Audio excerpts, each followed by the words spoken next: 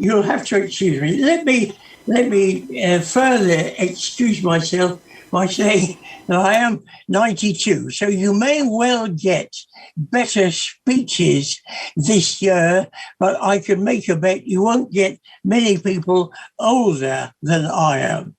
So, and again, apologies for having switched from one to switch over to Zoom. It was chiefly because of my lack of technical ability. If I'd only seen a 5-year-old walking outside, I'd have grabbed him and brought him inside, and he would have been able to tell me exactly what's going on. But when you're 92, it's a bit past you. So let's just forget about Zoom and talk about the Highland clearances. When I was asked to talk, I didn't know whether to start talking about the clearances or the clan countries. The clearances took place from about the 1740s onwards. Scotland was a strange country.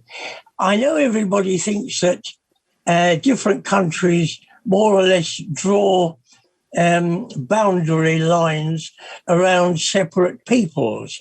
But in fact, when you look at the map, a lot of countries have very little to do with who are the people who live there, and they have a lot more to do with how successful armies and dictators were in the past at grabbing territory. So Britain here, for centuries past, has had a dividing line between Berwick and Carlisle or Gretna Green. And on both sides of that line, the same language was spoken, more or less the same dress was worn, and the same kind of society was going. But if you go further north from that line, the Anglo-Scottish border, you get to another border, which is not a civic border at all, which isn't drawn on the map. It's the Highland line. And this Highland line divides what we now call the lowlands from what we call the Highlands. There never was a Highland country. The Highlands were always completely separate, completely apart. They spoke a different language. They dressed differently. They had a completely different kind of society. So much so that a lowlander going to the Highlands would often make his will first because he thought he was going to very strange, wild territory. And very few lowlanders spoke Gaelic or Gaelic, and very few Highlanders spoke English. So there was very little connection between them.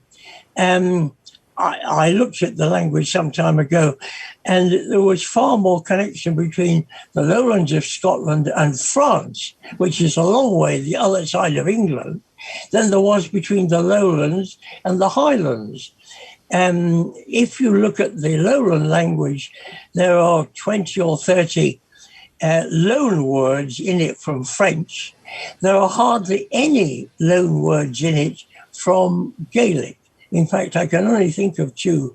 One is brogue, which is a kind of shoe, and one is slogan, which is a kind of war cry. But apart from that, there was very little connection between the two. So how did the countries get together? It is all a question of how successful these various small countries, which grew up in what is now the island of Great Britain, over the centuries since the present people arrived there. The English and the Lowlanders, who are virtually the same people speaking English, came from the Low Countries and North Germany, from the southeast. The Gaels or Gaelic people, the Highlanders, came from Ireland in the southwest. They didn't even come from the same place. So there hasn't ever been a real connected country between the two. They have always been hostile. Now, the lowlands gradually coalesced into a single country, stretching from the Anglo-Scottish border up through Edinburgh, then up the east coast, then the east bit of Caithness, then the Orkneys and the Shetlands, while the Highlands were obviously the mountainous area. The lowlands became a single country, and of course you can run a country if it's fairly flat, which the lowlands was, and there are plenty of hills. But the highlands, it's always much more difficult to coalesce as a single country. I think Dr. Johnson said they can never conquer the highlands because every fresh mountain top is a fresh barrier. And that is why Switzerland, for example, stayed independent from all the bigger, stronger countries around it for a long time, because it was mountainous. The same with the Highlands. And instead of becoming one country, its political and social and economic system was the clan system, a group of people who were more or less related or thought they were related would be a certain clan, and they would settle in a particular area, a few square miles or a bit bigger, up to 100 to 300 square miles. But they were separate. The way they lived was what academics call hunter-gatherer lifestyles. A hunter-gatherer is somebody who lives off the wild country round him. And you can only have a hunter-gatherer lifestyle while there is a certain small proportion of people to area of land. You couldn't have much of a hunter-gatherer lifestyle in Golders Green or Walthamstow. It wouldn't be very easy. But in the Highlands, because there are not all that many people, and there is a great area of highlands, the Highlanders were able to get their food and their requisites from the land in three separate ways.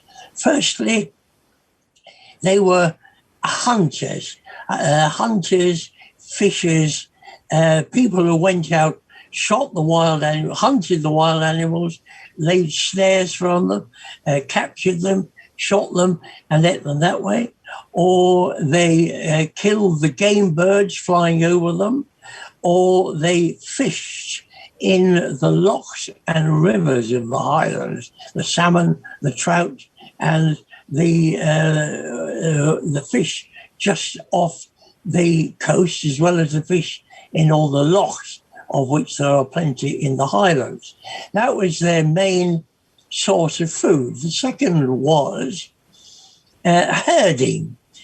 If your land is common, which it was, common to the whole clan, then you could put your animals, horses, cows, sheep or goats, onto the clan's land, and that is the main expense of keeping animals. Where are you going to let them graze? You let them graze on the common, and in due course you kill them and eat them, or you milk them, of course, in the case of, well, sheep and goats as well as cows.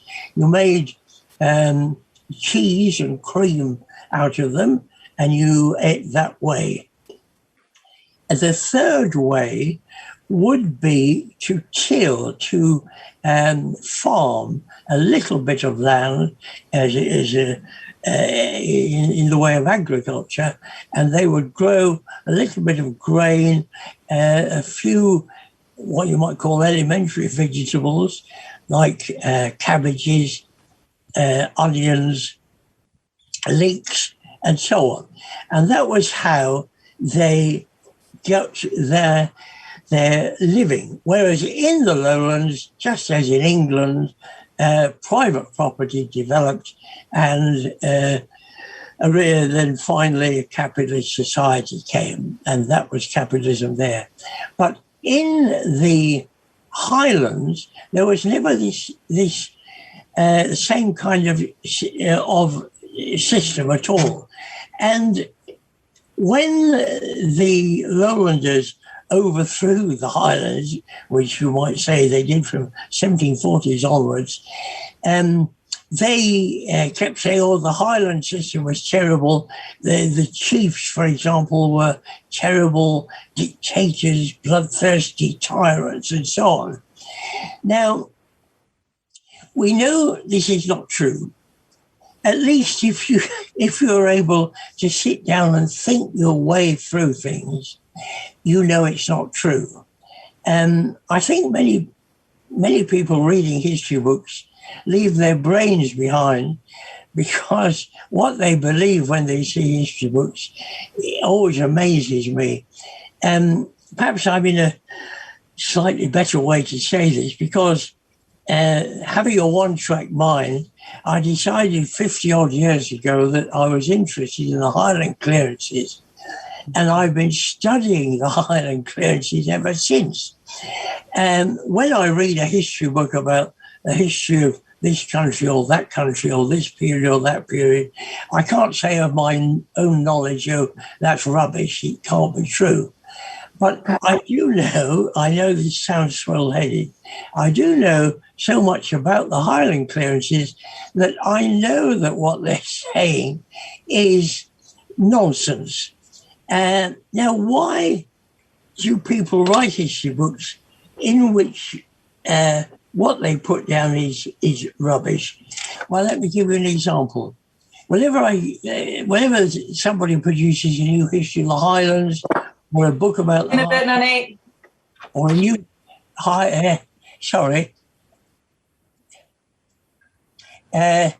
so you could use the chat box, it says, in the white window in there, but I'll ignore it and go on.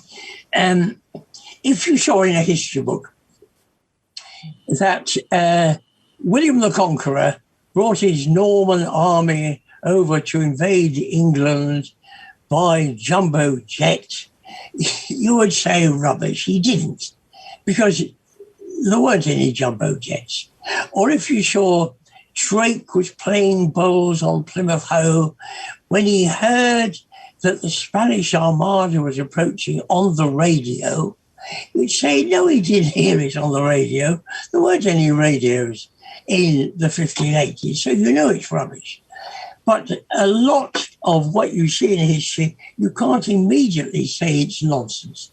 But if you study the subject, for example, let me give you an example. If I get a new book about history or about the Highlands or history of Scotland, I look through it, and the first thing I look for is, why are the Highlands empty? And the answer always is, oh, the Highlands are empty. They all had to emigrate or get out of the Highlands because there was a fantastic amount of overpopulation. They were overcrowded and they had to go. Now, I know that's right, that's wrong, because I took the trouble to go through all the parishes of Scotland, and there are 900 of them, I may say, to decide which parishes could be called the Highlands and which could be called the Lowlands. Because if you're talking about the Highlands, the first thing I think we should do is decide where the Highlands are. I've read a professor saying, oh, the Highlands are so obvious you don't have to define them. Well, you do have to define them, because different people think they're in different areas. And I went through these parishes, parish by parish, all the documents I could find about each parish, and I decided that 162 parishes would be Highland parishes and the rest would be Lowland parishes. So having decided that, I then was able to count up the population figures in each parish. And I counted up the population figures in the 162 Highland parishes, which were given by an amateur enumerator in the 1750s. And I was able to count them up again in the 1790s when a further inquiry took place. And therefore, I was able to find out exactly if there was a population, overpopulation. And in fact, there was no overpopulation. In the 1750s, there were about 295,000 people there.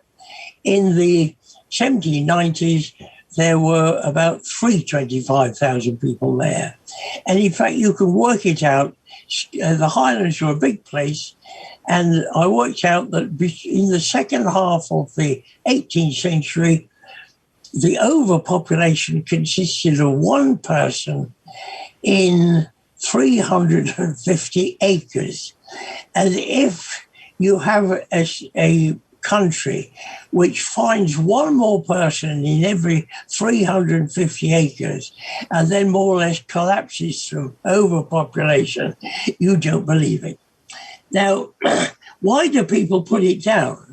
There are people now writing histories of the Highlands, and they're all putting down there was overpopulation in the Highlands, 1700. Why do they put it down? And the answer is that's what all the previous people have put down. You can understand it in a way. I read history at college, and I was alongside people who were going to go in for an academic career. Well, here you get your first job as a research fellow, and at the end of the first year, certainly, but probably the end of the first term, you have to go in front of all the other professors, and they say, "What have you published?" And it's no good saying to them, so, which is what I would have had to say. Well, actually, in 50 years' time, I'm going to give the history of the Highlands, and it's going to be really thorough, and it's going to be absolutely no. We don't want to hear what you're doing in 50 years. And it's no good saying, "Well, I've almost finished this book." No. What have you published? And if the poor research fellow says, "I haven't published anything," you're out on your ear. And it's no good him saying, "Well, I've just got into a new house, got married, couple of small kids, I've got Tesco grocery to pay for, and the rent or the mortgage payment." No, you're out on your ear. So you have to, in a way, you're forced to take what your elders have said, especially if among the professors facing you on the other side of the table and questioning you are people who've just written histories of the Highlands. You're going to be very brave if you stare them in the eye and say, "I'm sorry, but you've got it all wrong." You're going to be very brave to do that. Dr. Johnson, I think it was, yes, I'm sure it was, who said, "Well, of course, if you simply copy from what has already been written, anybody could get his book finished very quickly." And that's exactly what happens. You look in the history book, there was a big population explosion. Oh, that was the Earl of somebody or other who's in the government who wrote to me, claiming there was a population explosion. Never mind an overpopulation. It was an explosion. This one person in every 350 acres was an explosion. I hope he knew. And if it's all in the book, you simply copy it. There are half a dozen other things in which people simply copy what was in the book before them. And again, I looked through it and I groan as I looked through. Most Highlanders were Catholics, I read. And I groan. I know lots of other historians have said most Highlanders were Catholics, because the historians are lowlanders. There are very few Highland Gaelic historians, and they are talking down the Highlanders, and the Catholics are always by way of being the baddies in English and Scottish history. So we'll put all the Highlanders were Catholics.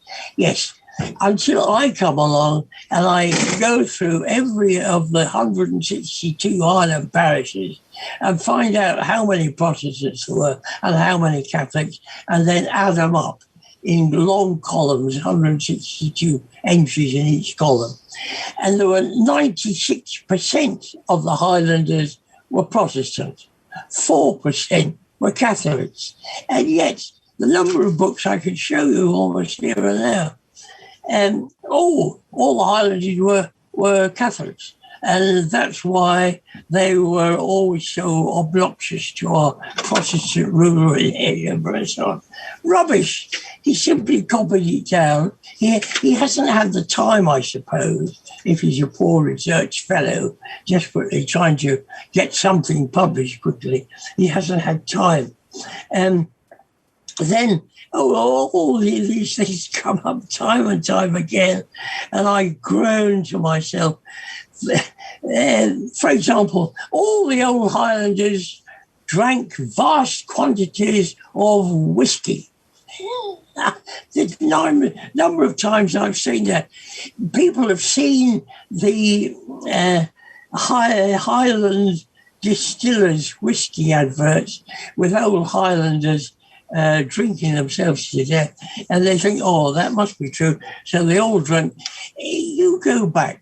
There were, even though the Highlands were a foreign country, there were enough people who did go up there, enough venturesome travellers, or, for example, people on the religious business, either Catholics or Protestants, who were going up to try and convert people, that kind of thing.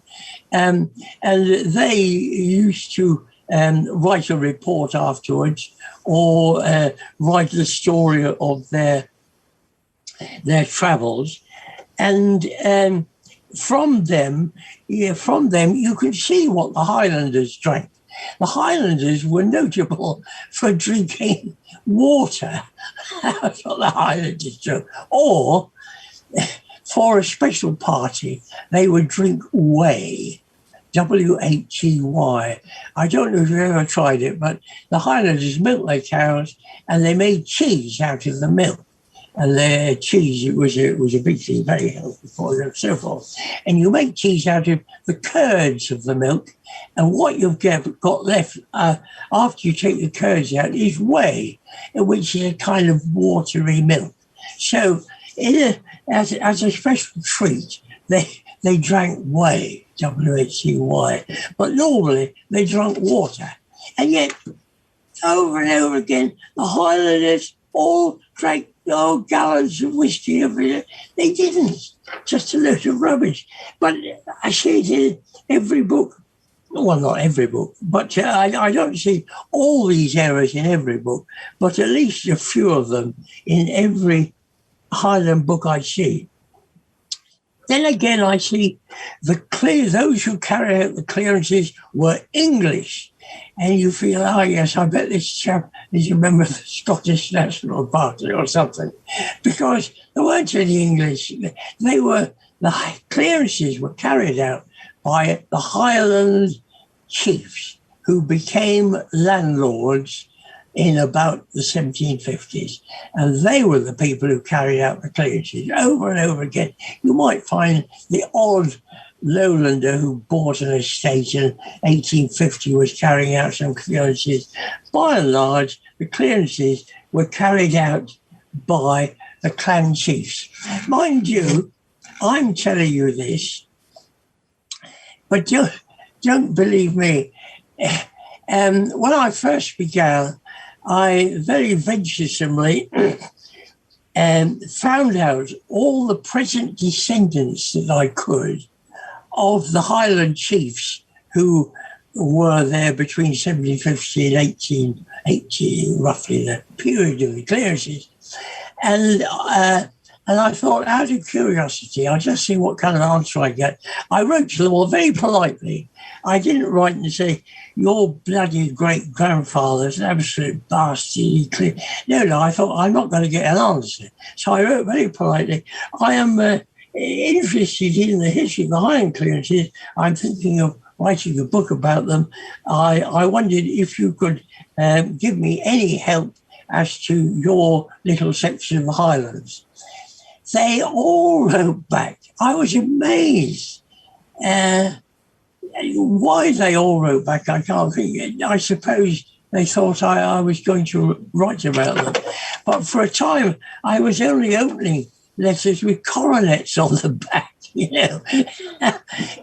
a particularly extraordinary position for a socialist to be in. But virtually, I think one or two whose, I think the Duchess of Sutherland, as she was, and she just died, I think she wrote back to say she didn't actually deny them because she wasn't able, they're so well known that she wasn't able to deny it, but said, more or less, I warn you, a lot of good historians are working in the same field, and if you get it wrong, they'll chew you up. She didn't say quite those words, but that's what she meant. But virtually all the others I got here in my papers here, all the returns I got, all the return letters I got, and virtually none of them, all of them could assure me that clearances, there may have been clearances in other areas, but there were no clearances here. In fact, in the end, after reading a good few of these letters, I began to decide that the only people who had, the only areas that had clearances were other areas, if we could only find out where the other areas were. But so, and if you read in the history books, the historians, let me see, I went several of these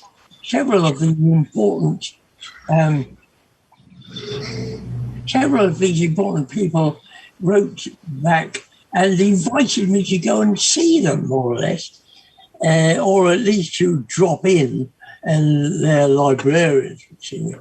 And I remember the Duke of Argyll kindly wrote back, we had quite a back and forward correspondence to the Duke of Argyll, claiming stronger each time we wrote that there were no clearances in the Highlands, in his area of the Highlands. Finally, he said, come and I'll show you. You can look at my documents and I'll show you.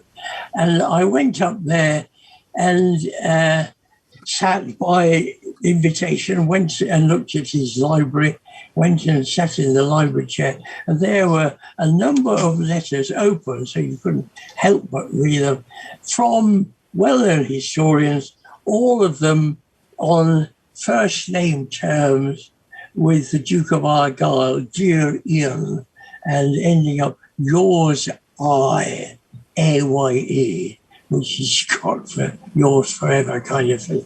And it was a temptation to think that if I'd been able to go along with what they all assure me, I could have gone along bragging about my friend, the Duke of Argyll, I suppose. But there it is. None of them had any clearances. And yet I've, in the case of Argyll, I must have written many thousands of words about the Campbell clearances in Argyllshire. However, there weren't any. And then what else did they say? In virtually every history book, the Highlanders were crofters. Let's just get this straight. If you're talking about crofters, you're talking about after the clearances. You're not talking about before the clearances. Nobody in his right mind would agree to be a crofter. A crofter is a Highlander who has no ability to get to any proper kind of good land, and who, rather than being thrown out to go down to the Glasgow slums or the backwoods of Canada or America, accepts a small bit of very barren, very poor wasteland that the landlord cannot get anybody else to give any rent for. That's a crofter. Now, the idea that there were crofters before the clearances is ludicrous. And yet I said, just the other day I saw somebody, some Marquis or anything in the civil wars in the middle of the 16th century. He was caught by crofters in 1550. I don't know what they were doing. They missed their century by about two and a half centuries. But there it is. Other historians who call them crofters, so we'll call them crofters. I haven't got any time to find out if they were crofters. I'm in a hurry. I've got to get this written. I'm applying for a new job. I want to be able to say, and I've written this book and that book and the other book, so I simply copy it. Along with the fact that if you're going to a new job at a big university, the people who are going to give you a job or not give you a job are the very people you have just accused of being no historians at all and getting it all wrong. Well, you're not going to get the job. You're wasting your time. So you'll either forget about being a historian and go to some other job, or you go along with what everybody else said and copy it down. Divine has said this, so Smelter said this, Lynch has said this. Oh, well, it must be right. I mean, there we are. Tom Devine has now got knighted. So he's Sir Tom Devine. And the stuff that he's written, which is simply untrue, I've sent bits to him out of curiosity.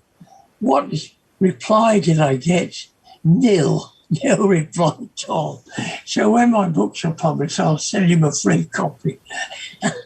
And there, he's not only, the biggest professor in Scottish history, he's got himself knighthood.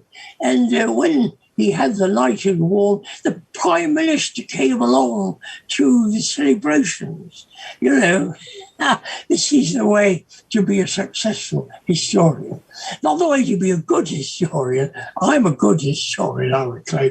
But the way to be a successful historian is to put all this rubbish down. That is not true, because you're not prepared to spend the time. And I can understand this. I mean, I'm claiming here I've spent over half a century. Well, who's going to be balmy enough to do that? If you went and asked a historian, they would probably answer, he's round the bend, You ought to give him the address of the local lunatic asylum. So, firstly, all these things appear time and time again in every book in the Highlands. The enormous population increase. The clearers were English. There weren't any. They were Highland chiefs. Most of the Highlanders were Catholics, when 96% were Protestants. That means 4% were Catholic. Well, the difference between 4% and 100% is a long, long way. So how you can square it with your conscience to put down what is a load of rubbish instead of going and finding out? The figures are there, the documents are there. When I lived in London, I used to, this is the old days before they changed the British Museum. I used to go for a long time every day to the British Museum and sit in the reading room of the British Museum. I don't know if any of you are old enough to have gone there before they changed it. But in the middle, they had what was virtually a library of itself. And the library of itself, of many, many, many, many volumes, was merely these are the books we've got in the library. The British Museum has a lot of books, because if you publish a book, you've got to send a copy.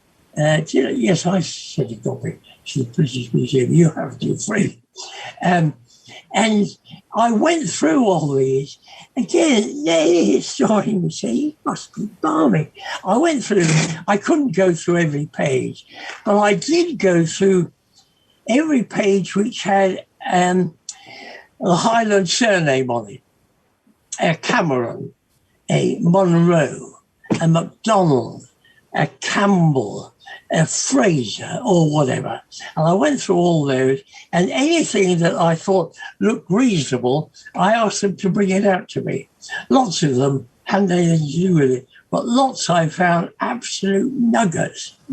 Nobody has ever mentioned the Menzies clearances, or as the Highlanders say, Mingus clearances, because they're completely unknown. I found a book written by the chap who done them, and it's there in the British Museum, simply because I'd gone through all the books written by somebody called Menzies, or Mingus. And there is a whole story of the Menzies clearances. They can't get around it. He was personally responsible for it. So that's what I did. And of course, I found a whole pile of stuff, which historians don't have time to know, I suppose.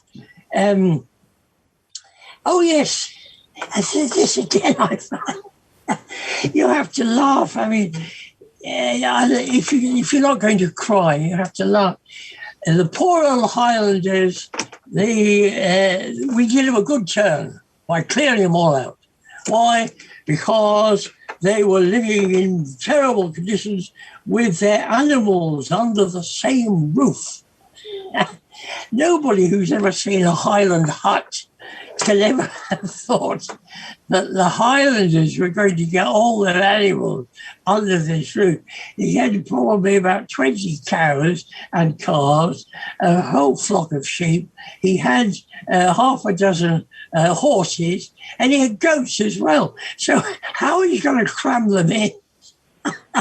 But if you're writing Orthodox history, you don't have to bother about the facts. You just copy down the Highlanders all had to have cattle under the same roof. And then, by a curious inversion of circumstance, the old Highlanders could never have got their great herds and flocks of animals under the roof of a railway station, never mind a hut. But as soon as the clearances were carried out, and they were cleared off all the good land and given possibly an acre and a half of very poor area, very poor stony land, or very poor coastal land where the sea came over it with salt water every day. Nobody would give him the landlord any money for it, and he had to make his living out of that. He had possibly one or two animals left. It was then after the clearances that he did have to live in a hut with the animals under the same roof. In other words, it was not only wrong, it was exactly 180 degrees wrong. It's extraordinary. And this, of course, is only, I don't know anything about any other kinds of history apart from the Highland clearances. As I say, I'm only 92. I haven't had time to study anything else. I've got strong views about it, and I have my suspicions. But if all other historians are operating in the same way that historians of the Highlands operate, then there's very little you can believe in. Among all the other things, cattle under the same roof, vast quantities of whiskey are translated. Nobody has ever produced a single document, a single traveller, a single report to say whiskey was only mentioned in the Highlands getting on into the 18th century. The gentry drank brandy, as a matter of fact. Even the gentry drink whiskey. It only came in. And of course, whiskey is the way you can forget the terrible things that have happened to you. You've been cleared out. You had all this marvellous land. Now you're down to a couple of acres of rotten land. You were prosperous. Now you're not. How can you avoid knowing about it? Take down a bottle of whiskey and you'll forget about it. You'll feel even worse the next day. But for tonight, you'll forget about it. So that's why you drink whiskey. There's absolutely no question. Whiskey is drunk to excess in places which have people who have sunk through the sunken society, are in a bad way. And in the same way, these people who are drinking vast quantities of whiskey, I see this in the history book, at the same time, they believe that anybody whose tongue touched alcohol would go to hell forever and ever. So they're the same people. So how is Tories for you to believe that? But there is now a lot of extreme religion, of course.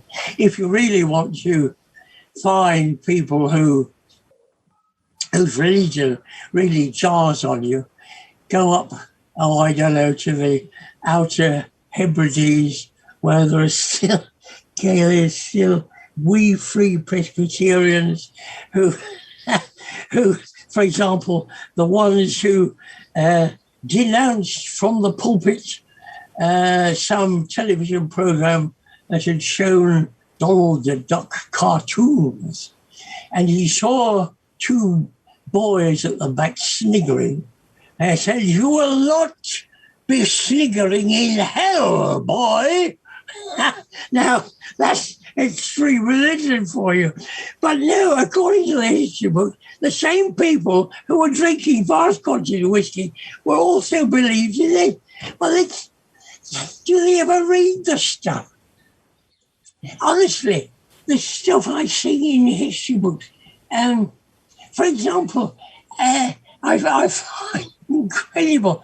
And they have to have some excuse. The lowlanders have to have some excuse. What happened to the Highlanders? If you go up the Highlands, there's nobody there. What happened to them? Okay, where are they've gone? We had to clear that because the clan chiefs were dictators, terrible dictators. Professor Trevelyan, George Macaulay Trevelyan, no less, in his English social history, talks about the clan. Why he brings it into English social history, I've no idea. He's Scottish, he's Highland social history. Anyway, he brought it in, and he said they were so bad that anybody who said a crossword was imprisoned in fetid dungeons. Fetid meaning rank, nasty, smelly. Well, I suppose it's even worse than being imprisoned in sweet-smelling dungeons, I suppose. But anybody who writes that doesn't know any history. I'm sorry, Professor Trevelyan. You're now dead, so I can only apologise to your coffin. But the vast number of clan chiefs lived in a hut, slightly bigger perhaps than the hut of most of the clansmen. But the idea that he had dungeons to throw, and furthermore, that there was anybody to throw these people into dungeons. He didn't have any police. He didn't have any soldiers. He didn't have any courts. He didn't have any judges. He didn't have any lawyers. He didn't have any prison wardens. He didn't have any torturers. Now, if you've gone down the lowlands, they had some very good torturers down on the lowlands. Charles II, there was a plot to kill Charles II, and the English courts sent the suspected people up to Scotland because the Scottish torturers were so good that they would get confessions out of anybody. This actually happened. In fact, The Scots were always the Scots Highlanders were always very good. It was a Scottish, believe it or not, it was a Scottish bishop who invented thumb screws. That's the way to do your interviews with Comrade Edgar. You've been going for nearly an hour. Could I ask you to wind up so that people can ask questions, please?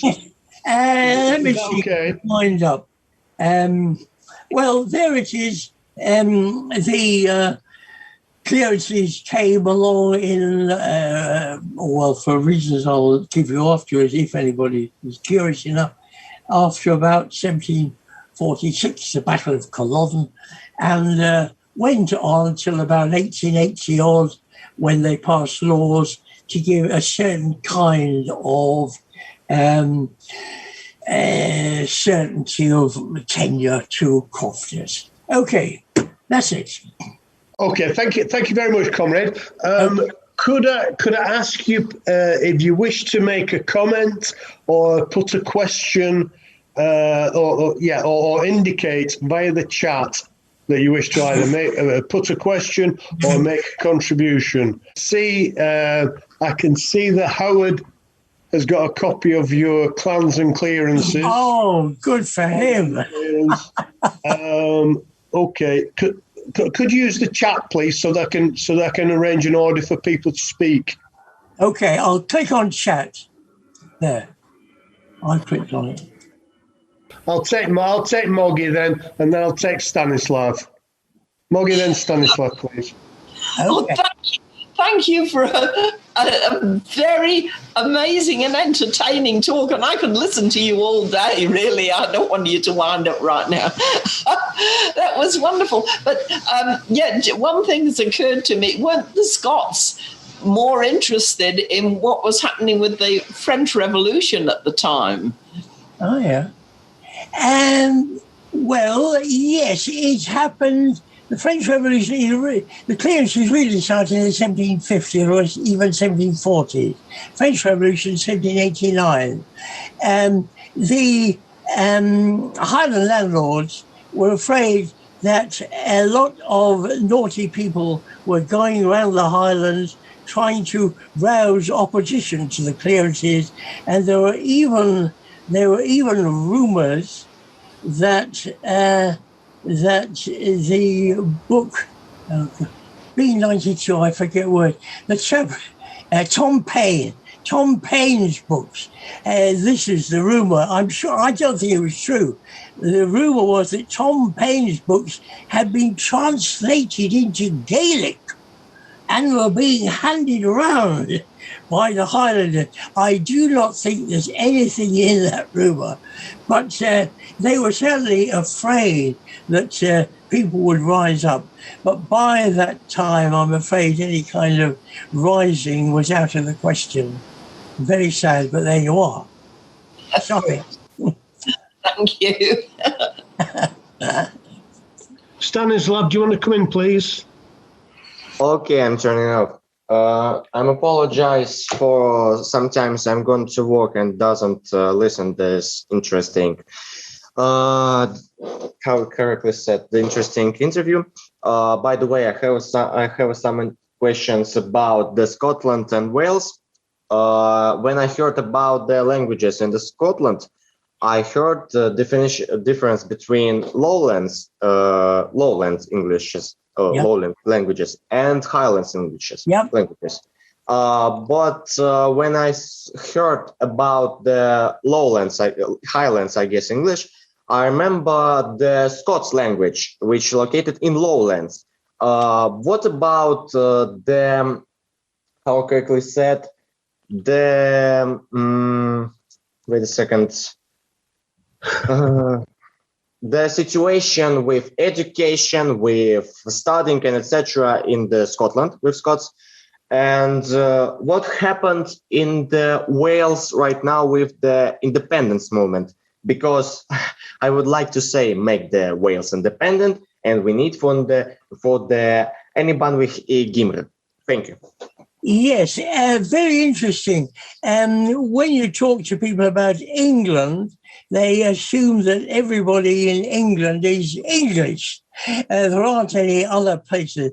But in fact, there's down in Cornwall, the relatives of the Welsh people are getting their language, Cornish, started again, which in fact died out in 1785, but some people now speak it. In Welsh, I spent 2 years working in a Welsh coal mine.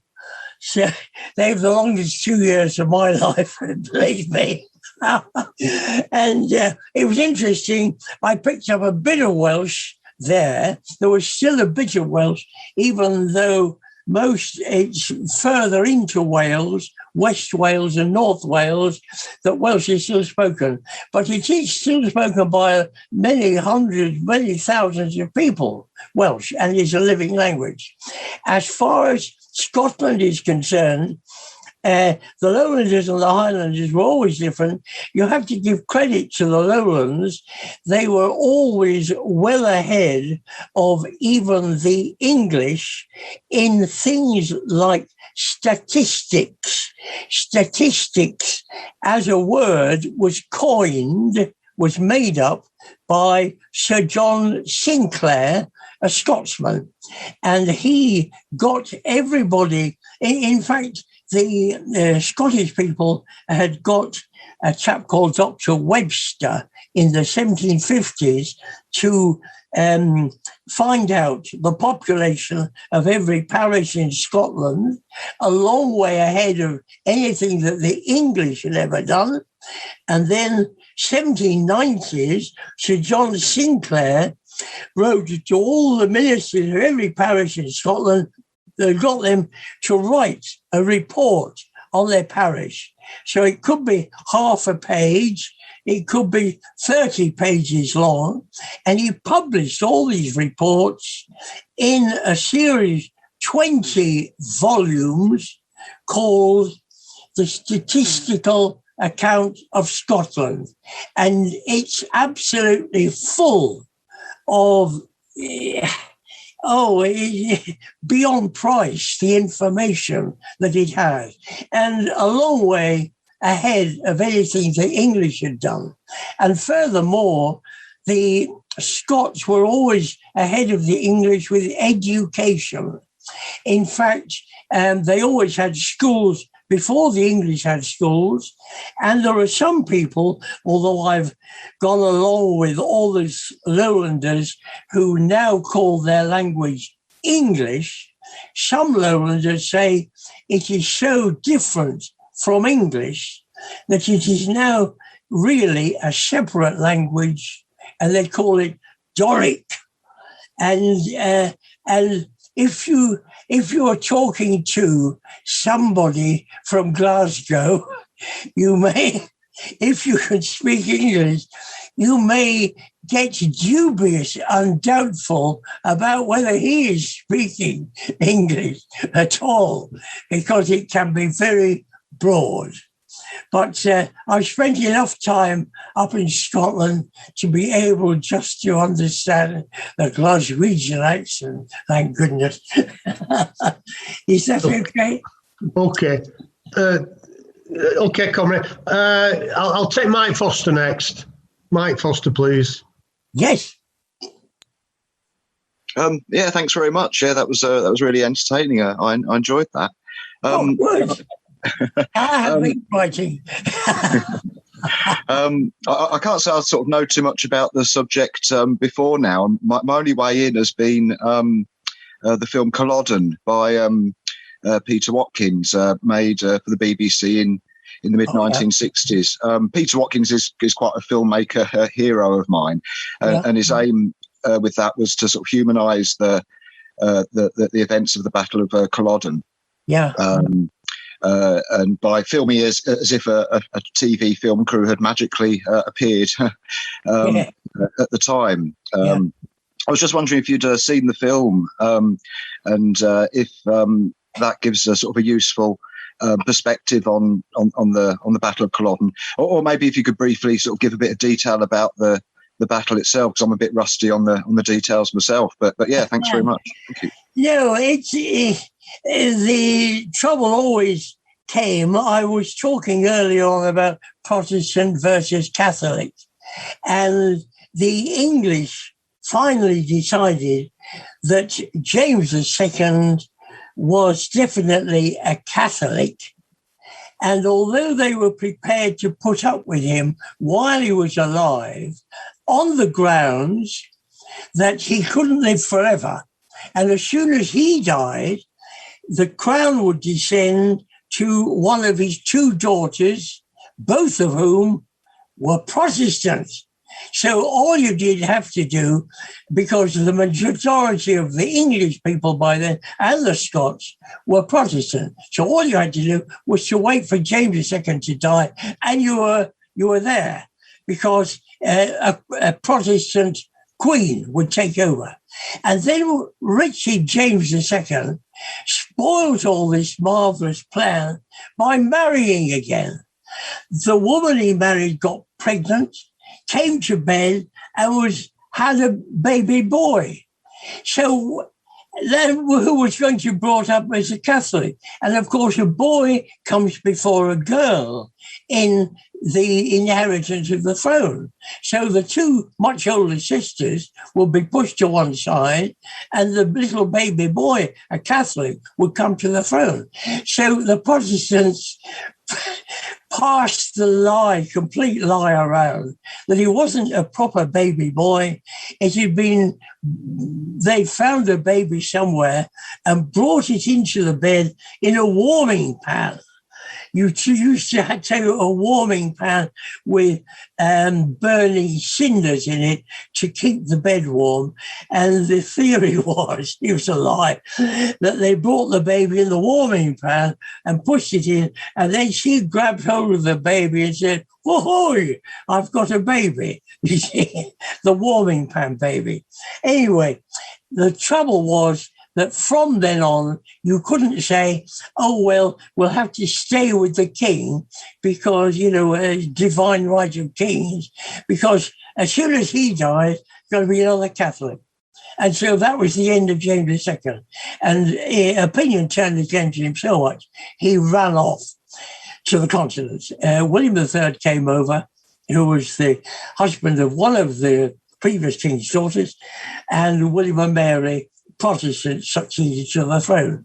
But from then onwards, all those people who said, "Well, yes, we prefer Protestants to Catholics, but nevertheless, the right of, birth, it should be the Stuart kings, because the warming pan baby, so-called, grew up to be the old pretender."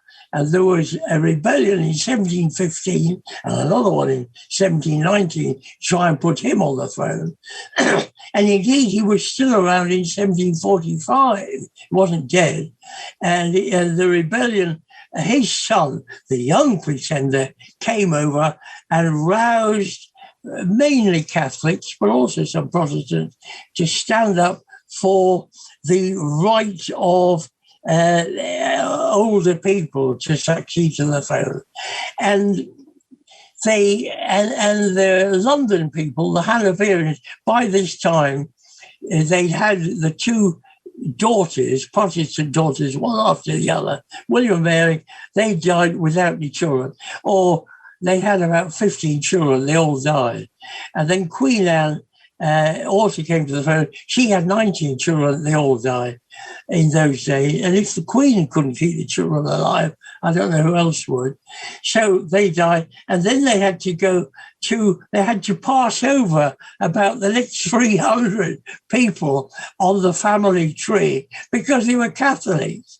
And they finally ended up with a German princeling who came over from Hanover, and he was made George I. But there were still the people who said, "Oh, the old Stuarts, we should go for them." And in 1745, Prince Charles came over, roused a Highland army, some Catholics, but even Protestants, who thought, the elders should follow, and who were fairly hostile to the English anyway. And he had a lot of success to start with. And in fact, from the place in the Highlands he started, marching to London, he got 3/4 of the way to a town, Derby, which is still there. In fact, the vanguard had gone just south of Derby, a mile south, to a place called Swarkston Bridge over the Thames. I've been there, and I can imagine the vanguard having got there, and then the word comes, we've changed our mind, it's too dangerous, we'll have to go back to Scotland.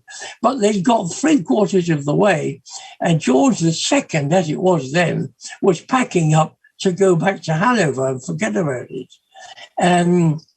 But in the end, poor old Prince Charles was defeated, went all the way back up to Scotland, up to Culloden Moor, and he was a very romantic figure, but he wasn't very good at taking good advice, and he accepted the advice to have a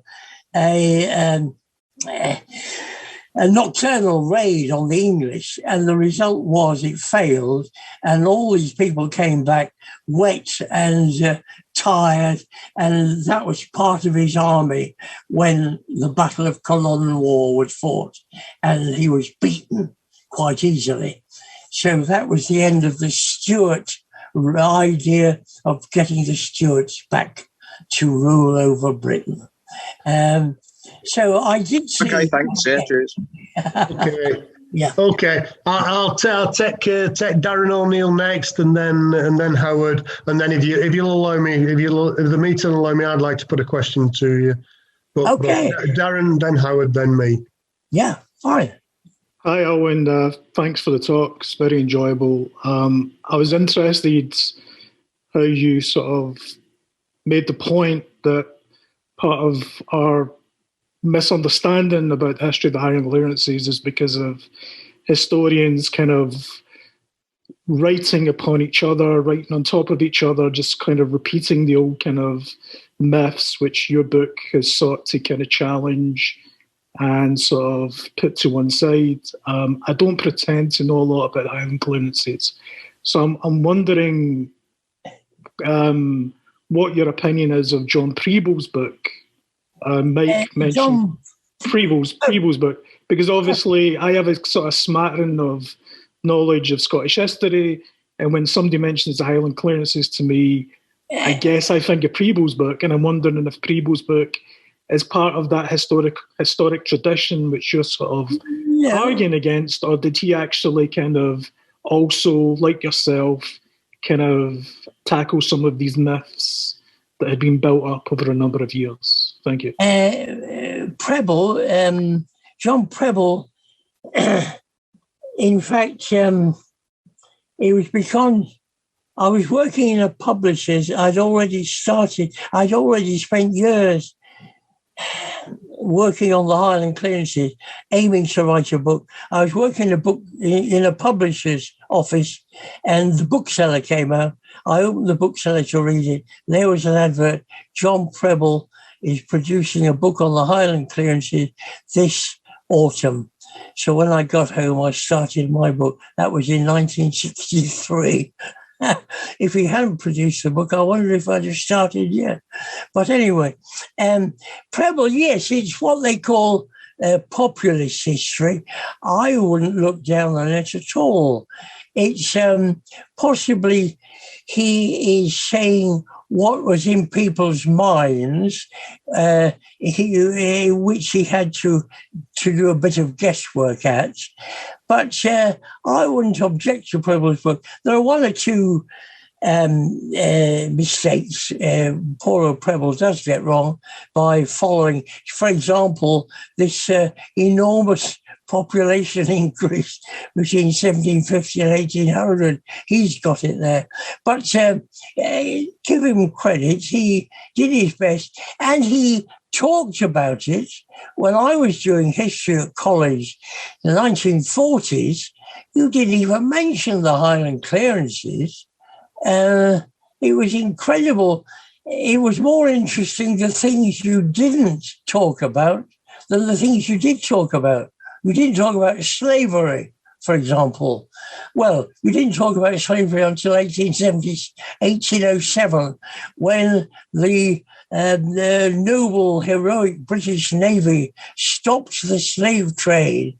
And that was always emphasized enormously in history books, ignoring the fact that the British people had made an enormous profit out of the slave trade for the past 200 years, which was always smoothed over. So I'm all in favor of as many history books as possible. As I say, Preble did get one or two things wrong, but he did talk about the events which had been. Oh, you could have got a book on a book of Scottish history before 1963, when his book came out, in which virtually the whole history of the Highlands after the Battle of Culloden was half a page. You know, the Highland clearances were swept away, so you didn't ever hear about them. So I'm in favour of Preble for having publicised their clearances. Thanks. Just to clarify, you're talking a book called Glencoe, aren't you, Alwyn? Is it titled Glencoe? Well, in the 1690s, the massacre of Glencoe. That wasn't part of the clearances. It's now often. Sorry, I meant you've just. Preble was the author of a text called Glencoe. I just wanted to clarify that for the meeting. Is that okay? Yes. So, okay, can I take the next question now then? Yes, he wrote half a dozen books. Okay. All of them very good. Well, we'll try to get a list afterwards. We'll try to get a list of these texts afterwards for people's information. I'll take Howard next then, please. Yeah. And then Freddie. Yeah. Howard, you're muted. It's not a question, this. I just wanted to make some comments on the book. Certainly. Oh. It's okay, wait for this. It is 729 pages long. Yeah. And it's the first volume out of a planned 5. Yeah. I see 4 more. You've got 4 more planned. I don't know if they're all going to be the same length. You've got plenty of time to do it in. Okay. Right. Just so it's a monumental piece of work, and it's tremendously well documented. The documentation is absolutely scrupulous, and it's so well indexed as well. Somebody asked a question about Culloden. I looked up Culloden in the index, and it's actually signalled 110 times. So you obviously know a fair amount about Culloden, because you've mentioned it in the course of this book 110 times. I counted them. I just wanted to say, that's all I wanted to say, a word or two about the nature of this book. It's tremendous sort of thoroughness, breadth, and you only have to sort of look at it briefly to see how much work and scholarship has gone into it. Well done. It's only volume 1. And that's only volume 1. And when you say on the same length, on the average, they are the same length. Volume 3, which deals with the Sutherland clearances, is even longer. I'm afraid that's going to come out very soon. Volume 2 and Volume 3. Hardly anybody has bought it. I'm very glad to meet one of the very few people who's actually bought it. I have to say that 3 or 4 people have bought it, and they very kindly wrote in to say it was a great book. In fact, if you want to look at Glen Discovery, one chap was kind enough to actually create a website in which he spent his time saying, you must go and buy this book. I didn't do it. I don't know who he is, but Glen Discovery, have a look at that. So it's lovely when people do say that. Thank you very much. Very kind. Okay, welcome. Can we take a contribution from Comrade Edwards now then? Freddie Edwards, please. Yeah, thank you. Can you hear me? Yes, I can. Yeah, good. Listen, If you got a bit further back, I could see your mouth as well. That's lovely. Right, good. Let me say, Alwyn, that was one of the best addresses and discussions that I've heard for a long time, honestly. Oh. And you'll probably tell from the accent where I'm from originally, Glasgow. And I understand what you're saying about the Glaswegian accent. But, you know, on this, I mean, you've some of what you've told me, I had no knowledge of at all, despite. Could you go a bit further back? But despite Scotland being my place of birth. But it's when you talk about the clearance. Freddie, lift your head so you can see. Sorry. Can you see me? Yeah. You're lovely. Thank you. Okay, good. Sorry. So I'll try and be as brief as I can here, just to try and see the link that when you're talking about the Highland clearances and where the sort of demarcation line between the lowlands and the Highlands. Yeah. My recollection is that many people describe the sort of Stirling as the gateway to the Highlands. That's my recollection, that Stirling was the gateway to the Highlands. But going back several hundred years, I mean, clearly I remember about being taught about William Wallace, etc. at school, long before the 1700s. You're talking the late 13th century. Yeah. So, and Wallace and Edward I having a battle at Stirling Bridge. Yeah. So what was the purpose of all these battles? And because 300 years earlier or thereabouts, before the 1700s, what was the purpose of those battles if they weren't already trying to move further forward, the English, so to put it, moving further forward? Is there any link at all between them? But I'll finish at that and just say again, what a wonderful, I've thoroughly enjoyed this evening, the best one I can remember for a long time. So thanks, Alwyn. And I will try and get your book. Thank you. It's lovely to hear that accent. I've never lived in Scotland. I've lived almost everywhere else. But when I was in South Wales in the coal mine, I remember shaking a great friend of mine from Glasgow. And I said, come on, John, it's 5:15. You have to go. I'm not going to work today. So I understood what you said there, all right.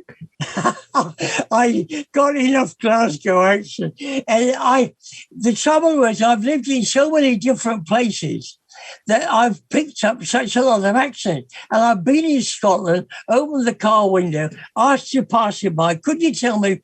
And he said, no bother, you see. And when he's done it, I almost say thank you in a Scottish accent, but he's asking for a bunch of fives.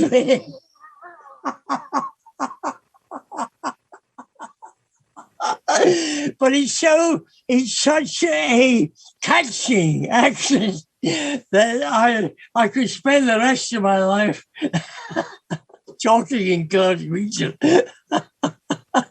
I belong to Glasgow. That's my favourite tune. So as long as you never get the Glasgow kiss. Alwyn, yeah. See if you can cope with the Lancashire accent now for a minute, please. Oh. I'd just like to ask a question about you're talking about the clans. Yeah. And I'm interested in the type of agriculture that they were using, because in other parts of Europe, I understand that there was a lot of common ownership of land, and for example, there would be redistribution of land amongst every so often amongst a particular group, whether it be a clan or whatever. Yeah. Was this the case in the Scottish clans, as far as you know, or yes? Or what? And could I just ask a supplementary question? Yeah. Marx spends quite a lot of time at the end of Volume 1 in Capital, talking about the clearances.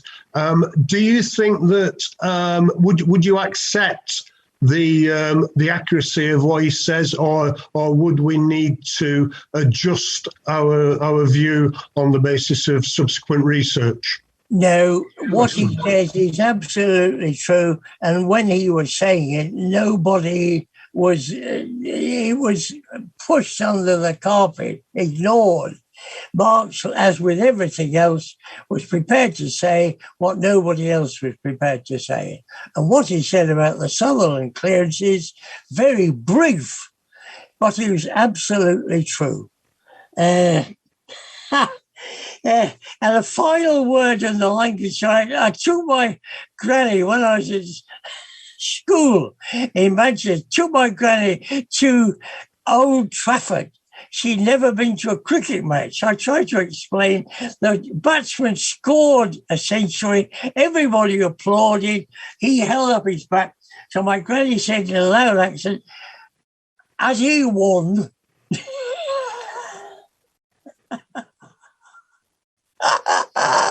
I tried to pretend I wasn't with her. Right.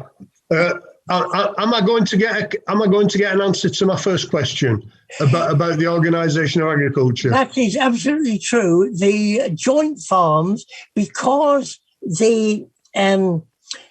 it was so much emphasised that everybody should, as far as possible, have an equal chance, some of the land would be a bit better than other bits. So they would swap them round every year. They called it run rig because they had the long, thin stretches of land were called rigs, and they swapped them round. You had a good rig last time, you'll have a not quite so good rig this time. And the poor chap had a bad go last time, he'll get a better bag. And in those joint farms, there was very much of a communal feeling. If a man was ill, the others would do his work for him while he was ill. And if anybody in the farm died, they would stop work for the day. There was proper respect for the people around them, which you didn't get when they all went to a Manchester cotton mill.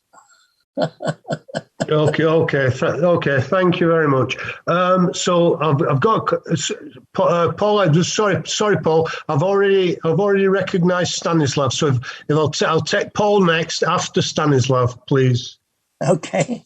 Okay, I guess this is the first question because in my clockers is 11 p.m.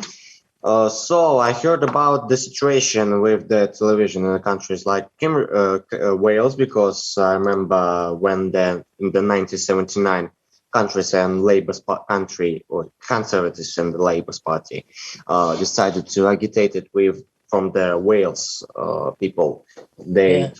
They told we can start the channel with only translate in the Welsh language, channel Pedwar Cymru. And I remember that in Scotland you had the channel which can translate it in the languages like Scots and Scottish Gaelic. And I can say it. What happened in the independent journalists, independent channels with languages like Scottish Gaelic and Welsh language? Because in my country, I represent Russia. We have very big troubles with the independent journalistics in the regional languages because they are destroyed maybe after the last 20 or 30 years. And people who can speak, for example, in the Chuvasha language, on a Dagestani language, doesn't have opportunities to give the independent information. But what happened in the Scotland and Wales with independent journalistics?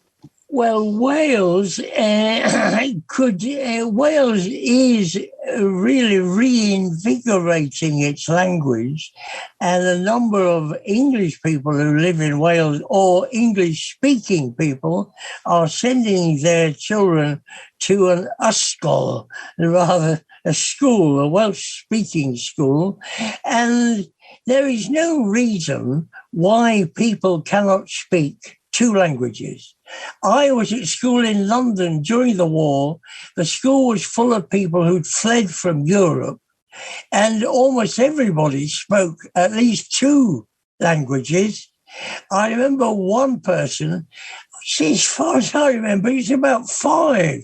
One language with her mum, one with her dad, one with her granny. And you can do it because every language helps you with every other language. As far as Scotland is concerned, the Lowlands and the Highlands are so different that they will have to be treated separately. Whether Gaelic can now be brought alive, I don't know. Of the 3 Gaelic languages, Irish is still being kept going, and I've spoken to a Highlander who was able to turn on the Irish radio and understand it. The 3rd Gaelic language was Manx, and the last person to speak Manx just died some time ago. So that's the 3. But as far as Welsh is concerned, there are 3 languages there, Welsh, Cornish and Breton, which are still mutually intelligible.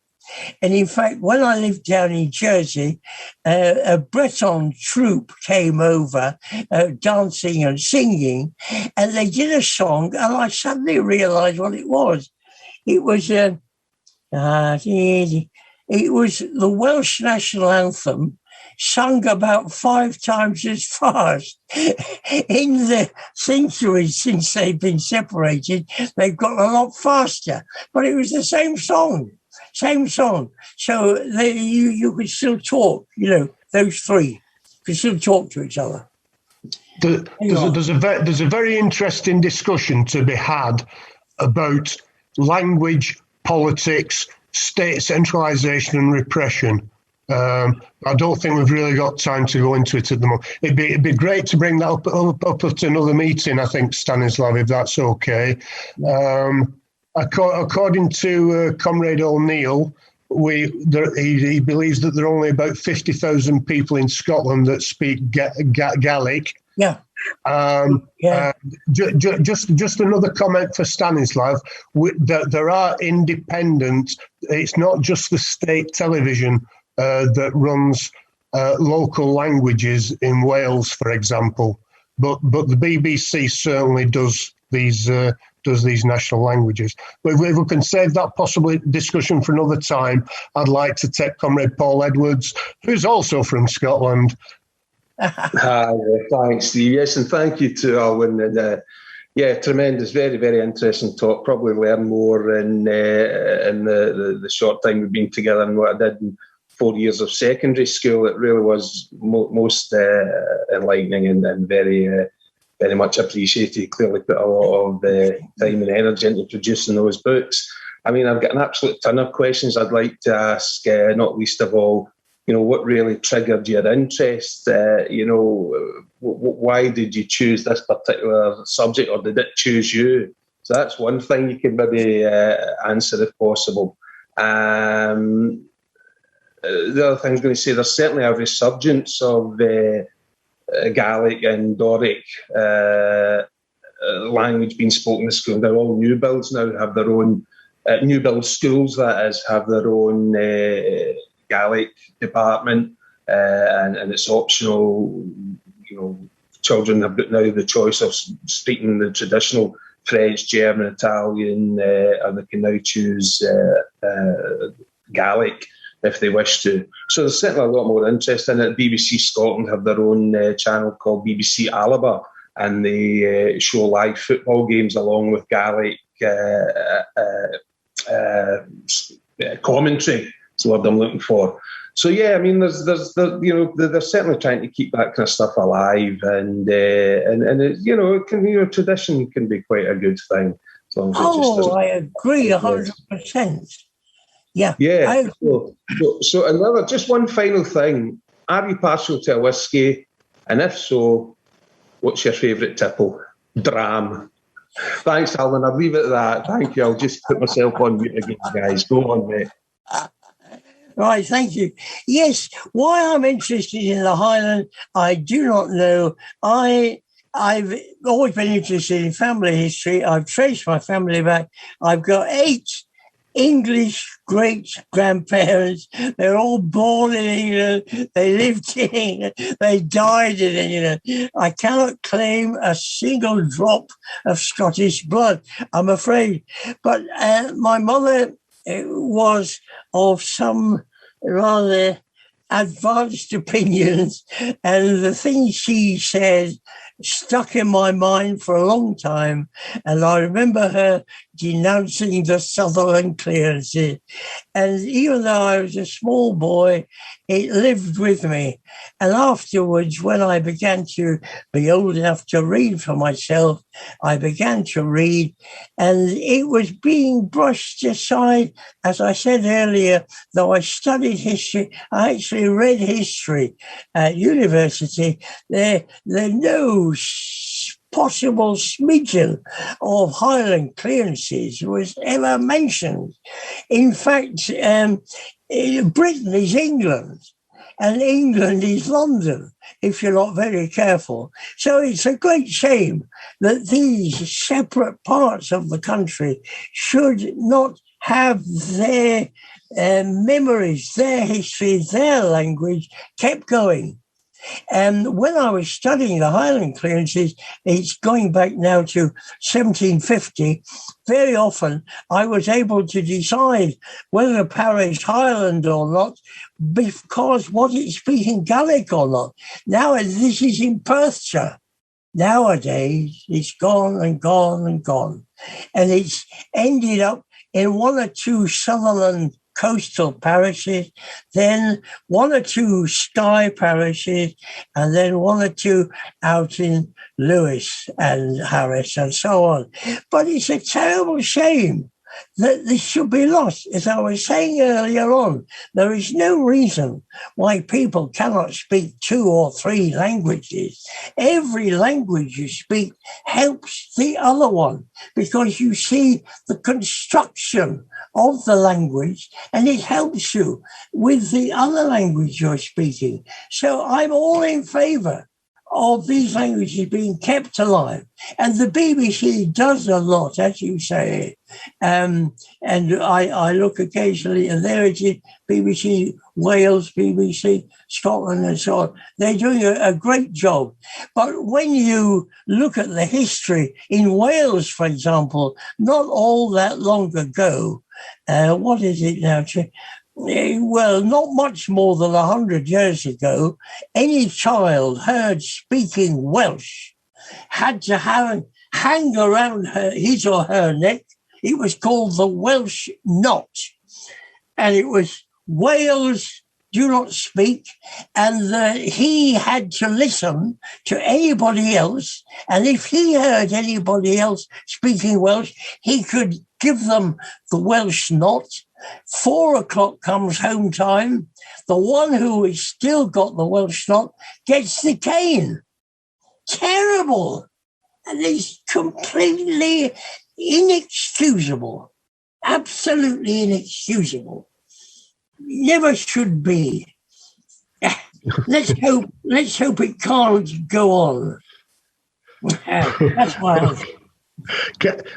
Anybody that hasn't asked a question or made a contribution, if anybody would like to indicate, I'll give them preference. Okay, I can't see anybody indicating with the question. So in that case, it's getting a little bit late. Alwyn, would you like to give us some parting thoughts? Well, all right. Trouble is, when you ask me to talk, the question is how to stop me talking about. As anybody in my family could tell you. Well, I had a lot of material already, and the Sutherland clearances alone, it was so interesting. And I keep on seeing, I just bought a book, More Than Transformed by Dr. Gaskell, a Cambridge professor, who said about the Sutherland clearances, he was unfortunately cross-swords with a local official called McKidd, who he accused of poaching. And McQuid got his own back by accusing Seller of what he'd done, which was throwing people out and burning their houses. Seller was actually put on trial for homicide and burning the houses and so forth.